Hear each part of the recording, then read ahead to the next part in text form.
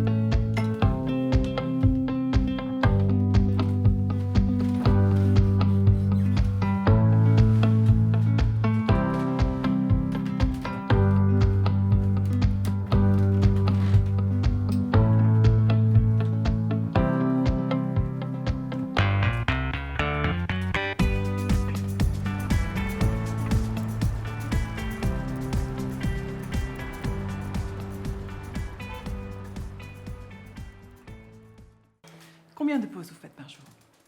6, 8, multiplié par 15 minutes, ça fait beaucoup, non ?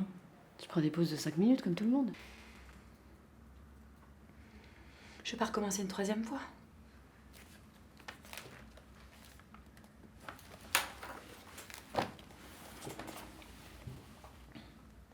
Vous allez recommencer tant que je vous dirai que c'est pas bon. Ce qu'on peut retenir, c'est que le harcèlement existe et qu'à un moment donné, pour se réparer, on a besoin de passer chez le médecin pour prendre du recul, être en dehors de l'entreprise ou de l'endroit où on est harcelé, et afin de se reconstruire. Mon mari a été victime d'un burn-out. Ça peut arriver à n'importe qui, à n'importe quel emploi, à n'importe quelle place dans l'entreprise. C'est pas normal de mourir à cause de son travail. Et souvent, quand il y a un suicide, on dit il avait des problèmes personnels. Évidemment, tout le monde peut avoir des problèmes personnels par moment, enfin voilà, c'est obligé. Mais c'est bien le travail, là, qui est la cause de cette destruction de l'individu, en fait. Qu'est-ce qu'on veut aussi pour nous continuer, pour nos enfants ? Moi, je suis très, très inquiète pour mes enfants, pour nos enfants. Voilà. Ce que vous faites, c'est déjà beaucoup. Enfin, ce que tu fais là, c'est beaucoup. C'est-à-dire que témoigner, parler, dire les choses avec les mots que tu as choisis là, c'est d'une force incroyable. Ce qu'on fait pour nos enfants, c'est ne plus se taire et dénoncer tous ces comportements et ces agissements et faire en sorte qu'évidemment les choses changent, peut-être un jour.